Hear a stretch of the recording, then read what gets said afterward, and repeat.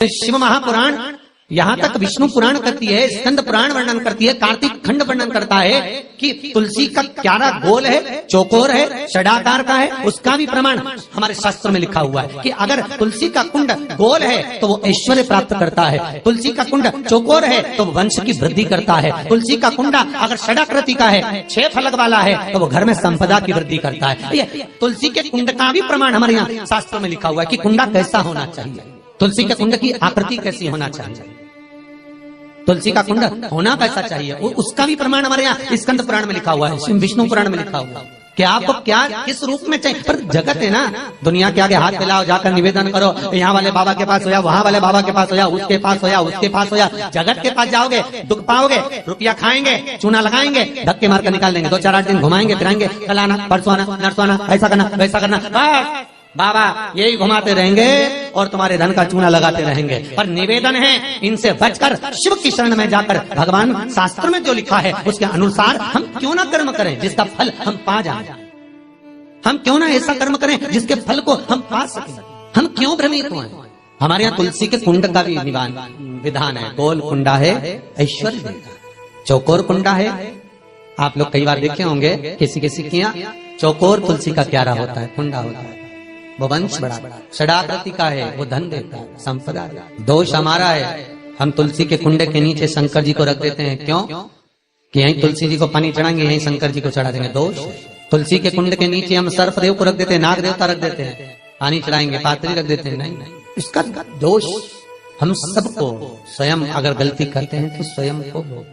कैसा कुंड हो, 7 तरह के कुंडों का व्याख्यान तुलसी के रूप में कहा गया है। पहला गोल, दूसरा चौकोर, तीसरा षडाकृति, चौथा त्रिवेणी, 3 कोने वाला कुंडा। शास्त्र कहता है जिसके मार्ग घर में टुकड़े हो रहे हो, घर विभाजन की ओर हो रहा हो, तो 3 कोण का कुंडा घर में रखकर पूजा करने पर परिवार एक हो जाता है। 5वां, गार्डन में बिना कुंडे का, बिना कुंड का जो तुलसी का पौधा रोपित होता है, बिना कुंड के एक बगीचा जैसा बो दिया जाता है, तुलसी तुलसी उत्पन्न हो जाती है। महाराज वहां पर संपदा तो रहती है पर चिंता बहुत रहती है, टेंशन बहुत रहती है। क्यों? घर के दरवाजे के बाहर इतनी सारी बगीचे में तुलसा कर दी, कोई निकल कर जा रहा था उसने थूक दिया, कोई निकल कर जा रहा था उसने पानी डाल दिया, कोई श्वान ने, कुत्ते ने, किसी ने, बिल्ली ने गंदगी कर दी, उसका दोष आपको लगेगा। इसलिए कुंड के अंदर तुलसा का वो धन तो देगा, जो तुमने बगीचे में तुलसा लगाई है, गार्डन तुलसा का करा, वो धन तो देगा, संपदा भी देगा, पर चिंता को बढ़ा देगा। 5 मारा। छठा, तुलसी के कुंड को 3 धार पर लटका कर रखना। कई जगह पर आपने देखा होगा तुलसी का जो कुंडा होता है उसको 3 जो तार होते हैं, 3 जो चेन होती है उस पे लटकाया जाता है। महाराज विष्णु पुराण उसका भी व्याख्यान करते हैं। महाराज वहां व्यक्ति के कार्य उन्नति की सीढ़ी की ओर बढ़ जाते हैं। जैसे भोजन की थाली लग गई, भोजन तैयार हो गया, बस खाने बैठे हो और थाली खसक गई, समझ लेना कि तुलसी को अधर पर लटका कर रखा है। इसलिए कार्य तो हो रहे हैं, बनने वाले, 4 दिन बाद ये काम होने वाला, 8 दिन बाद ये काम होने वाला, लग रहा है कि इसमें इतना फल मिलेगा, लग रहा है इस व्यापार को करेंगे तो इतना फायदा हो जाएगा, सब कुछ करा, लाखों रुपए लगा भी दिए, थाली मालूम पड़े खसक गई, अधर लटका है। 7 क्रम है तुलसी के, ये 6ठा क्रम बताओ। तुलसी का 7वां क्रम, तुलसी का 7वां क्रम है। महाराज तुलसी का कुंडा जैसा घर के आंगन में है, तुलसी का कुंड जैसे घर के आंगन में विराज रहा है, ऐसा ही छोटा सा कुंड भगवान के लिए रोपित करें। प्रतिदिन भगवान की सेवा करते समय तुलसी का कुंड सम्मुख रखकर उसकी आराधना करना, फिर उस कुंड को वापिस बाहर ले जाकर रखना, फिर दूसरे दिन पूजन के समय पर कुंड को लाकर रखना। हम तो यहाँ तक कहते हैं विष्णु पुराण गर्ग संहिता कल्याण का तुलसी अंग यहाँ तक वर्णन करता है कि आप पूरे साल ये नहीं कर सकते तो कम से कम कार्तिक के महीने में भगवान के सामने तुलसी का छोटा कुंड, चौकोर वाला, गोल नहीं, चौकोर कुंड लाकर भगवान के सामने रखकर छोटा सा कुंड का पूजन कर भगवान के साथ उस कुंड को वापस बाहर विराजमान करें, फिर कल लेकर आए, फिर विराजमान करें। आप पूरे साल नहीं कर सकते तो 1 महीना, उसका फल 1000 गुना प्राप्त होता है। तो किस चीज के लिए कहा गया कि तुलसी का कुंडा एक बाहर हो, एक घर के अंदर मंदिर के सामने पूजन के लिए रखा जाए? तो कहते हैं उस घर में वैभव, सत्ता, संपदा, लक्ष्मी, समृद्धि, शांति की कभी कमी नहीं, कभी प्राप्ति, सुख की, आनंद की।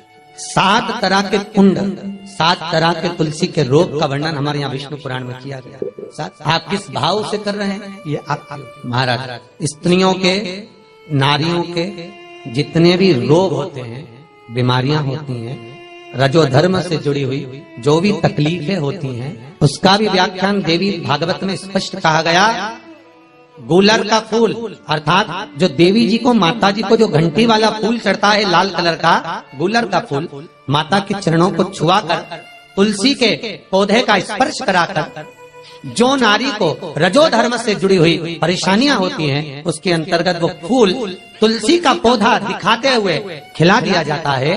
तो 3 दिन में उसको 2 दिन में आराम लग जाता है, 2 या 3 दिन महाराज। तो शास्त्र कह रहा है आराधना में आप हाथ की माला, कर की माला ना भी रखें तो घट की माला, तुलसी की माला, रुद्राक्ष की माला आपके कंठ में होगी। तो 21,600 श्वास जो मनुष्य के शरीर से प्रतिदिन निकल रही है, 21,600 श्वास जो मानव के शरीर से प्रतिदिन निकल रही है, उस श्वास के बल पर आपकी घट की जिह्वा से वो मंत्र जाप हो जाएगा, उसका पुण्य आपके खाते में। तुम्हारे गले में जो तुलसी की माला हो, तुम्हारे गले में जो रुद्राक्ष की माला हो, उसमें मन के 108 होना चाहिए या 108 से भी ज्यादा होना चाहिए। कम मनके की माला मत पहना गले में, बारीक बारीक मनके की कर लो, छोटे से छोटे मनके की कर लो, 100 से भी ज्यादा हो, 108 से भी ज्यादा हो। क्यों?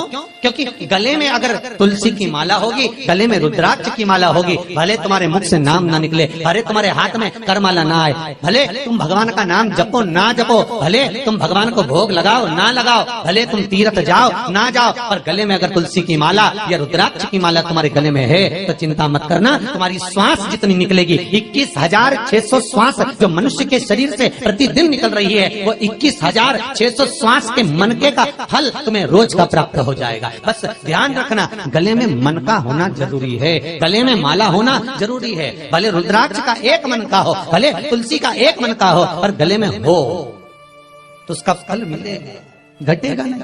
पद्म पुराण, गर्ग संहिता में भी आप ढूंढेंगे तो मिल जाएगा। गीता प्रेस गोरखपुर की तुलसी अंक निकालेंगे तो उसमें मिल जाएगा। 2 वृक्ष ऐसे हैं जिनके नजदीक में जो दिया जाता है